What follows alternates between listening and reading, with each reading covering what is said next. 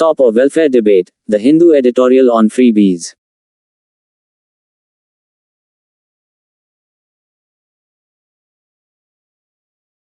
A general concern over freebies pushing the economy to ruin, barbad, or unviable alabkari pre-election promises adversely pratikul affecting informed decision-making by voters seems reasonable tarksangat.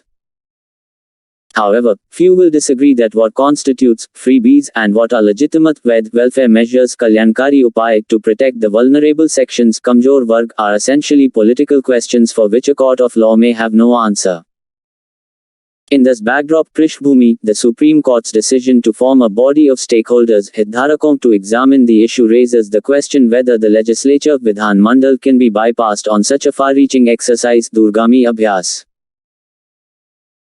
The Chief Justice of India, N.V. Ramana, heading a bench hearing a petition filed in public interest against the distribution or promise of freebies ahead of elections, has made it clear that the court is not going to issue guidelines, but only ensure that suggestions are taken from stakeholders such as the Niti Aayog, Finance Commission, Law Commission, RBI and political parties.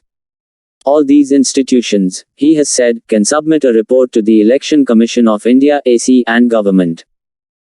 A suggestion that Parliament could discuss this issue was met with skepticism Sandehvad by the bench, which felt that no party would want a debate on this, as all of them support such SOPs riayaton.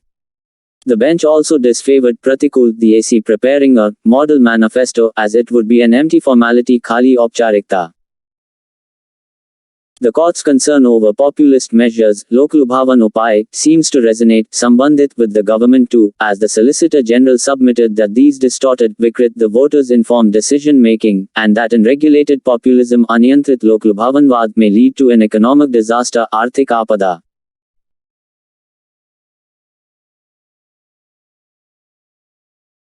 The Supreme Court, in S. Subramanian Balaji vs. Government of Tamil Nadu 2013 addressed these questions and took the position that these concerned law and policy. Further, it upheld the distribution of television sets or consumer goods on the ground that schemes targeted at women, farmers and the poorer sections were in furtherance of directive principles, and as long as public funds were spent based on appropriations vinayog cleared by the legislature, they could neither be declared illegal, nor the promise of such items be termed a corrupt practice. It had, however, directed the AC to frame guidelines to regulate the content of manifestos Ghoshna Patra. The AC subsequently, baad mein, included in its Model Code of Conduct a stipulation, shart, that parties should avoid promises that vitiate, bhrasht karna, the purity of the election process or exert dalti undue influence, avanchit prabhav, on the voters. It added that only promises which were possible to be fulfilled should be made and that manifestos should contain shamil hona chahiye, the rationale tark for a promised welfare measure and indicate the means of funding it. Any further step, such as distinguishing alag welfare measures from populist SOPs and pre-election inducements pralobhan or adding to the obligations daitwon of fiscal responsibility, vittiya jimmedari and fiscal prudence rajkoshiya vivek ought to come from the legislature. That politicians invariably, sarvada, back freebies should be no reason to bypass Parliament.